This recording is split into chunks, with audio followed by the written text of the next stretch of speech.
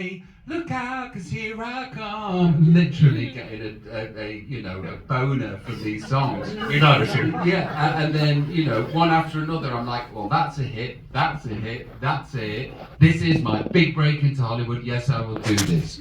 And then he shows me the animated drawings, and I'm going to do this, and I'm going to do that. And he said, and here's the favor. And I said, anything. And he said, will you phone Hugh Jackman and convince him to be the lead in my movie, please? Crestfallen.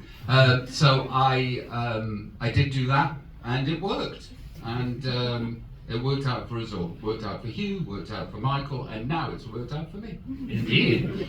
So this leads, correct me if I get any of this wrong, this leads to you and Michael eventually sitting down and having this long 12-hour conversation that he records, because he wants to get all these stories about the ups and downs of your life and your career basically committed to tape, right? Yeah, that's what he said, but he said originally he wasn't thinking about a biopic. Oh, that's a lie. It is. I can't see It's him gotta doing be. it out of the kindness of his heart. Well, because then doesn't I mean, at what point does he spring the idea of actually doing a biopic on you and then suggest that rather than you playing yourself, we get somebody in a CGI monkey getup to go do it? Well, first of all, I am a pretentious, that was a Freudian. I am a professional attention seeker. A pretentious professional attention seeker. And these are the tools and the gifts for me and my career and my family that are needed to prolong my career. First of all, I was offered a documentary by Ridley Scott's company on Netflix, and I couldn't turn that down. Yes, please. And then second of all, I was offered this by Michael Gracie to do a biopic. Yes, please. Thank you. And I don't know if anybody's seen the documentary, but thank you, one person. So it's weird and fortuitous that they've come out within 12 months of each other, but it hasn't gone unnoticed in certain sections of the media that I may like talking about myself a lot, which is also true.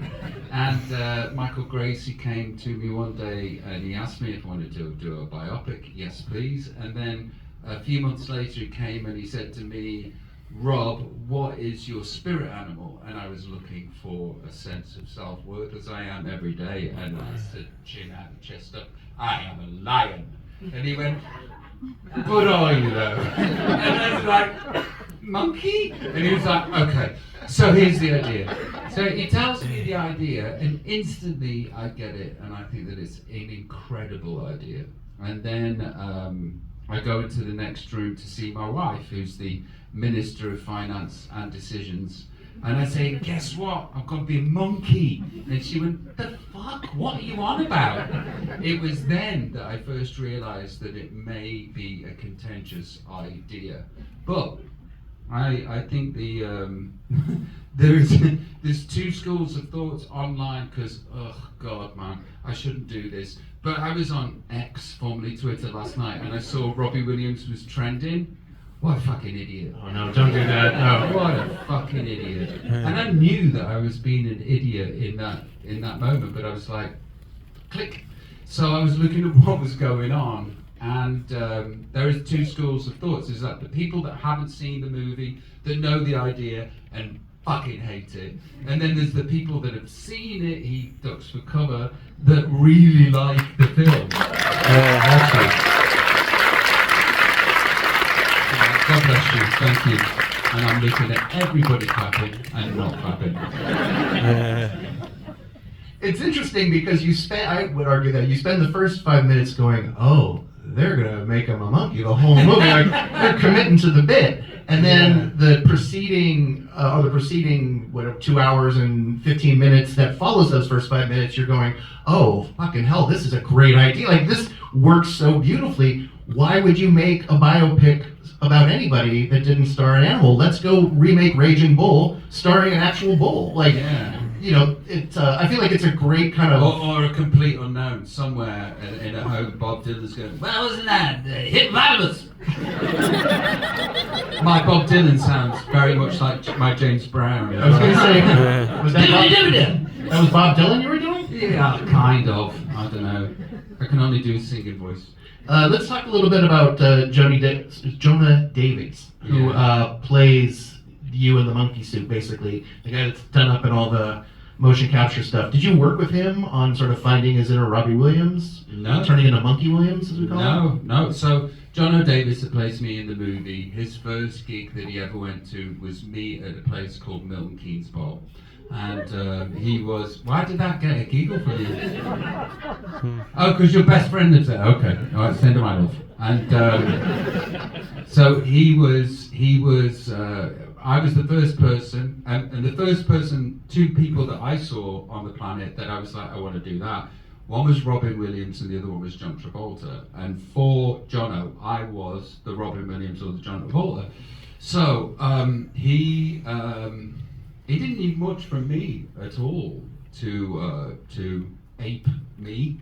And he did a phenomenal job. And also, he's got a brilliant arse, a beautiful arse, and people will subconsciously think that arse is mine. And I will say this: in 1997, I won the Best Arse in Great Britain award. Thank you. Thank you. Makes up for not winning the Golden Globe the other day. And I'm being banned from the Oscars. I don't know if you know about that. And also, you know, Manjaro, which is posh people's Ozempic, really takes away your arse. No arse anymore. That's gone. But subconsciously, you now all think that my arse is that arse, which I'm very grateful to Jono for. Plus, he's a beautiful person and a wonderful man, and you know he gets the ego and the bravado and all of the places that is coming from, which is deep insecurity and need and want and all of the above. Yeah, it's kind of amazing how much of that comes through too, considering that there's a CGI filter over him. But even though you're watching somebody who's not playing a monkey, but playing somebody who is being portrayed as a monkey, all of that comes through. The vulnerability comes through, the disappointment comes through, the kind of highs and lows come through. I mean, it's a really wonderful performance that he gives. It is. He's done a stellar job, and like I say, he's also a really good person too. Now, in terms of the people who are portrayed as humans in this, barely. Depends on the human, I guess. Did you send the script out to folks? I know, did Guy Chambers get a look at this? Nicole Appleton get a look at this? And you said Gary Barlow had a few words to say once he saw the script? Yeah. So Guy is famously difficult, and for many reasons, and he held up the film for a while. Oh, sorry, I didn't know that. Yeah, he held up the film until he found out who was playing him in the movie, and what the script was. And for a laugh, I sent him an email going, "Congratulations, we got Peter Dinklage to play you." Right? So, and Peter Dinklage is fucking amazing. Don't get me wrong, but Guy didn't know I was joking. And he put up on his Instagram, he said, "Congratulations, can't wait to see you next role, mate." So there's an inside scoop. And then I sent the script to Gary Barlow, who I phone up, and me and Gaz get on really well, and I love him. We've healed nearly everything. There's still scar tissue, but we've healed nearly everything. And he said, "Rob, I've read the scripts and I've come off worse than Darth Vader in the first Star Wars." So we had to change that bit of the script. And then, believe it or believe it not, with the Nigel Martin Smith thing, and that was the most legal thing that we could do to get away with too. So it turns out the only arsehole in the film is me. And Nicole Here's had two arseholes. along with assholes. Nicole had a look at it as well, right? And has she seen the film, I take it? Yeah. So Nick, God bless her, she met me when I was a complete idiot, learning how to be a human and doing a really bad job at it. And our relationship and our time together taught me so much about me and taught me so much about who I don't want to be. and who I didn't want to be was the person that I was while I was in the relationship with Nick. She didn't deserve that. She didn't deserve that for many reasons. The main one being she's kind, she's loving, she's empathic, and she's smart. And not smart enough to not see the fucking red flags though, Jesus. But we were much younger. We were, as she said, messy kids. And the great thing about this movie that I genuinely got to do was make living amends, you know. And what I also found out is that she's still compassionate, she's still caring, and she still loves me regardless, and is incredibly fond of me, and the feeling is vice versa. That's the most difficult bit to watch in the film, because, you know, I was the most destructive and unkind to that person that wasn't destructive and unkind to me. Everybody else in the movie, fuck 'em. It is one of my favorite scenes in the movie where you have this, and to me it kind of epitomizes what makes this movie work as well as it does, is that you have the Monkey Williams and Nicole Appleton like dancing like Fred and Ginger on this boat, and it becomes this really wonderful, huge movie kind of moment, and then you're cutting to these very personal, very traumatic moments that are happening, and the fact that they can kind of coexist all in this one number, much less in this one film, suggests that no one's trying to make a hagiography here, and no one's trying to do nothing but gloom and doom. It's this weird kind of mixture of up and down that I feel like probably captures your life and career far more than just having somebody be like, and I've come up with an idea, make a song about a rock DJ, here we go, you know? Yeah, I think that is the truth for all of us. We exist in the margins. None of our lives are this beautiful fantasy where we get to exist in a place of joy and acceptance for ourselves and acceptance for man and womankind alike. You know, our days are fraught with tremendous highlights and tremendous lowlights. Mm-hmm.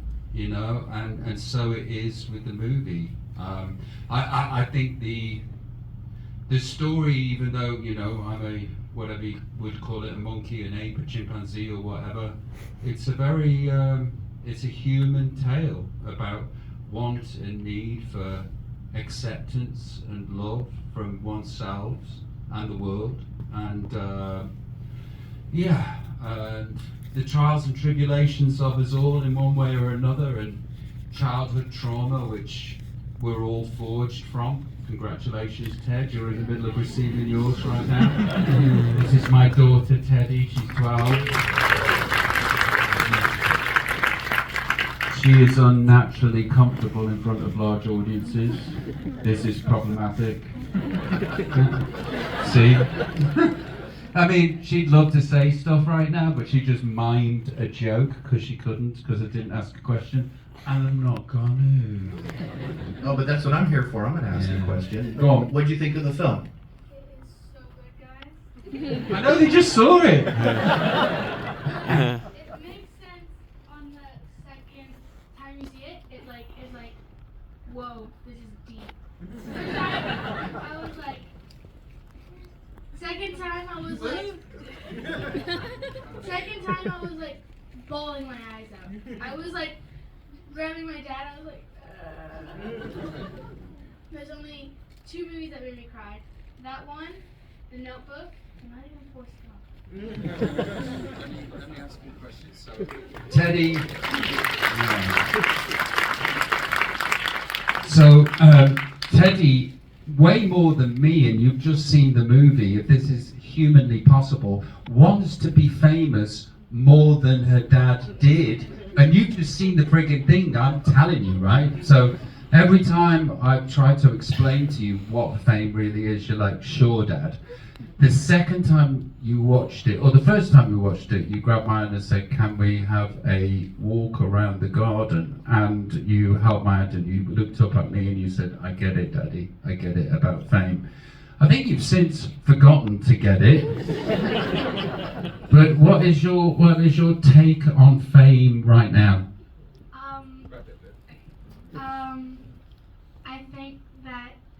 could give you more possibilities and like more things you can express yourself, and hopefully people can understand you.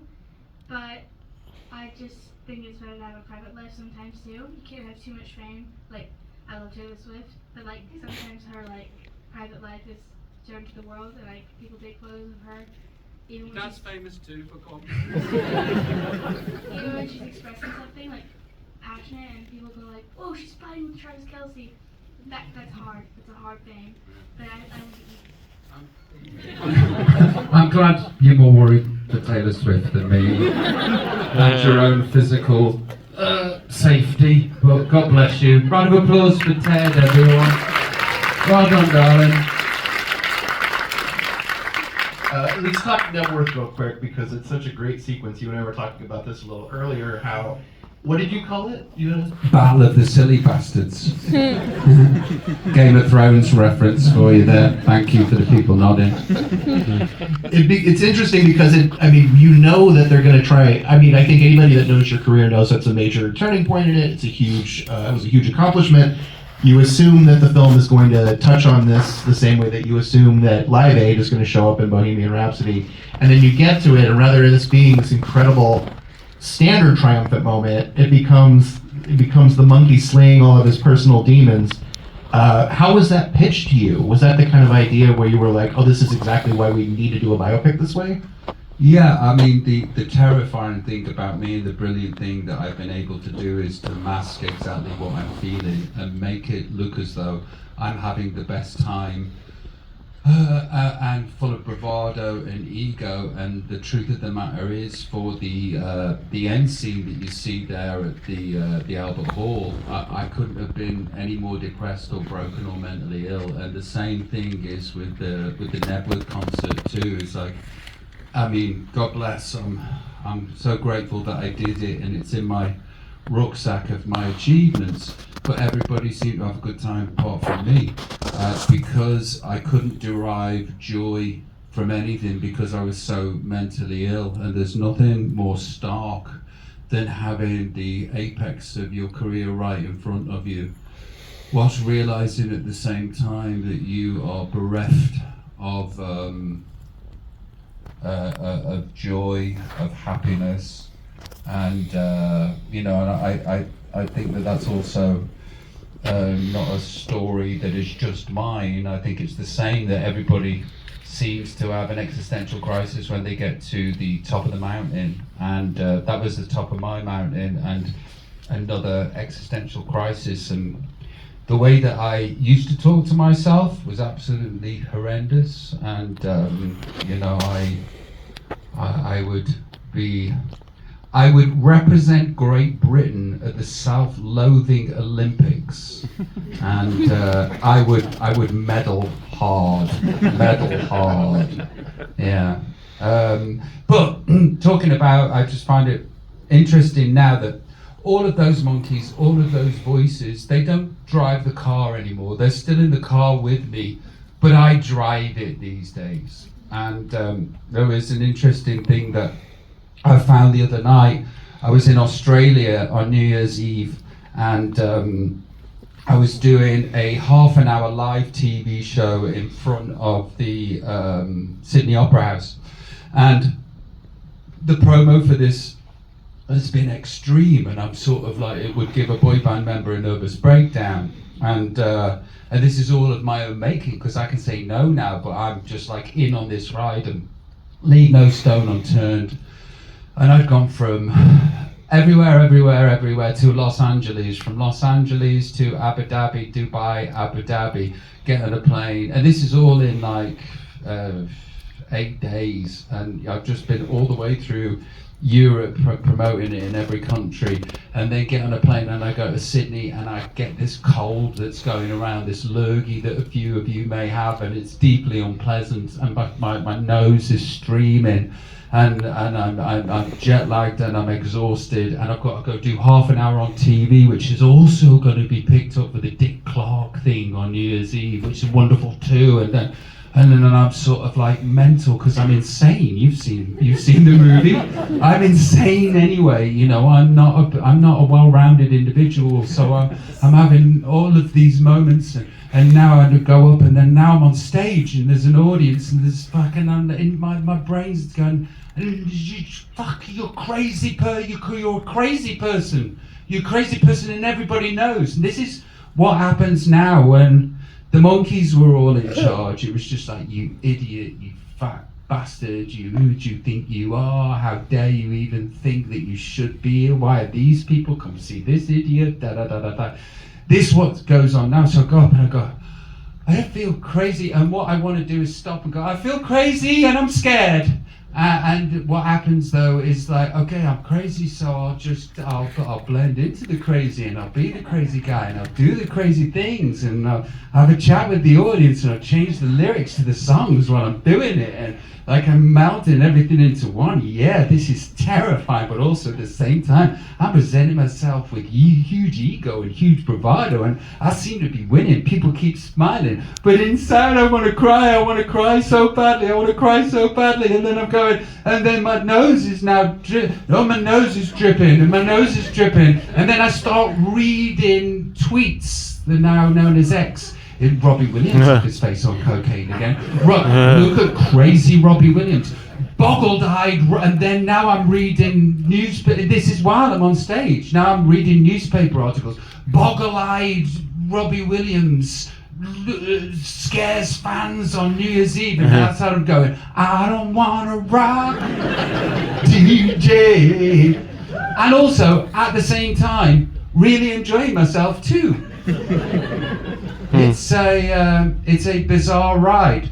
Whereas it used to just be the Barati Catholic guy, Northern English, Barati, picked up generational trauma and the class system, you know, working class, middle class and upper class, and how dare you have ideas above your station, and oh God, money's a bad thing, but here it is, it's arrived, oh, I should give it away, not all of it. And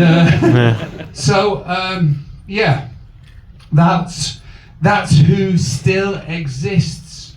But that being said, it's a major win from the place that I used to be.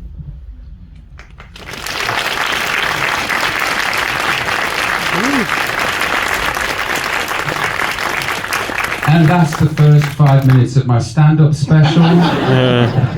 Available on Netflix. What's that one that doesn't exist anymore? Is it Tui? The one that's like what's the streaming platform that came and went? Quibi. Yeah. That's my Quibi. Yeah, your Quibi special, just 5 minutes. Yeah. And they get off the subway and they go to work. Yes. Before we go, because that was phenomenal what you just did there, and how you landed that plane by saying that, yeah, that's not how, now I'm at a point when I can actually enjoy some of this in addition to feeling, completely out of control and feeling like the monkeys are howling at the door. You've said that people don't want fame. They don't actually want fame. What they want is acceptance and understanding. And so, having gone through this experience now, do you feel like you're that much closer to acceptance and understanding? I think what people want is success and acceptance and understanding. And we've done a great job at selling people a glorious lie and a wonderful lie in a way to take people out of their day-to-day pain or boredom. TV is a lie, film is a lie, the media is a lie.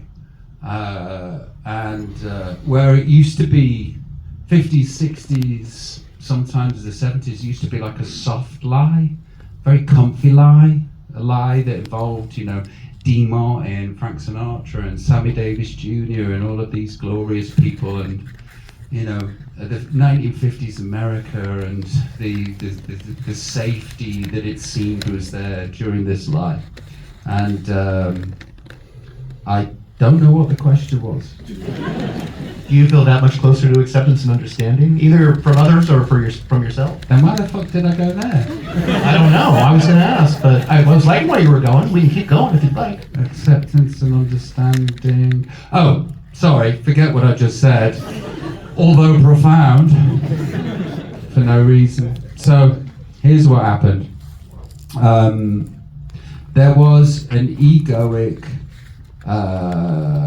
product of a traumatic childhood person that, you know, they say you spend the second 20 years of your life sorting out the first 20 years of your life. And I'm 50. And where my life changed forever and started to make complete sense was when Teddy arrived. For real. For real. I was just whirling around trying to make sense of this great gift that I was given that would somehow I'd managed to turn into a curse, and none of it made any sense whatsoever. Why am I doing this? What does any of this mean? Why am I so sad? Why am I so deeply broken? And then when Ted arrived, the world changed, and my world changed. And where I didn't know what I was doing and why I was doing it, purpose arrived. Dramatic purpose, overwhelming sense of purpose of go out, build a moat, fill it full of water, build a castle, protect the family, pay for the castle. And then what I started to have completely, and this changed my life, was Daddy goes to work, you know. And then when I saw this as a job, everything started to make sense. And now I love my job. Like, I am so grateful, bless you. I'm so grateful. And not only that, you know, I derive joy from places where I never could derive joy from. And yeah, I'm in a place now because of you, Ted, and the other three. Teddy, Charlie, Coco, and the other one. And I'm in a place now where I'm incredibly grateful, and positive thoughts are building on positive thoughts. And positive moments are building on positive moments. And my life has changed. Better Man 2 would be really boring. But my life has changed for the better. And it takes some people longer than other people to get there, and I was one of those people that it took a bit longer for, but I'm here now. But you got there. I got there, and I'm very, very grateful, and I'm very happy. Well, we're very grateful that you brought the Stones here. Thank you so much for being here. Thank you guys for sticking around.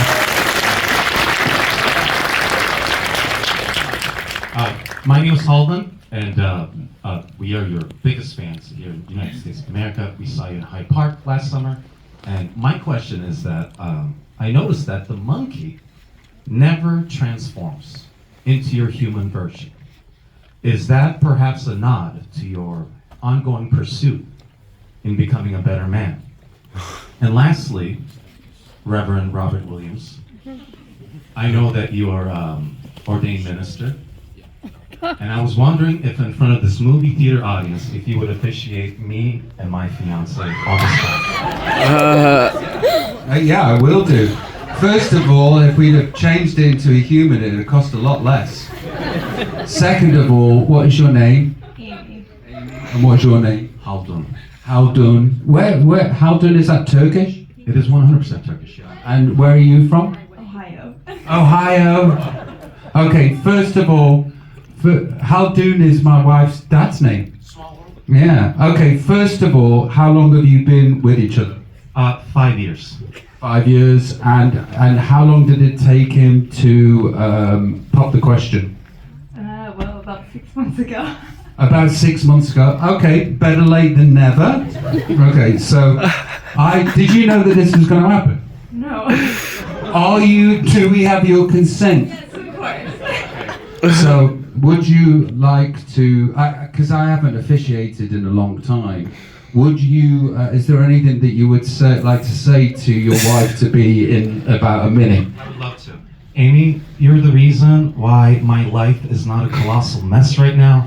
Your sweetness, your personality has allowed me to excel to heights that I never ever imagined. And to go from the nosebleeds of Hyde Park to this moment, it means so much. Thank you so much, my lovely dog. Is there anything that you would like to say? I'm a mess right now. Oh, can we turn this way so we can see your beautiful face too? Okay, so the power invested in me by absolutely nobody, and it's not legally binding, but you know, it's legally binding in your heart and my heart. Do you say I do to your missus? Absolutely. And do you say I do to your mister? I do. By the power invested in me, I now pronounce you man and wife. Woo, go get it, bro!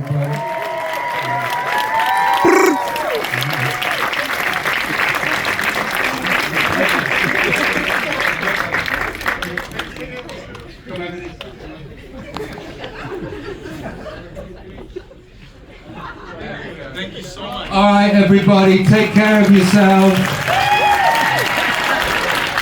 We'd like to ask that everybody remain seated just so that we can exit the theater. But thank you guys so much for being a really good audience. Amazing film, bro. Thanks, buddy. Thank you. Thank you.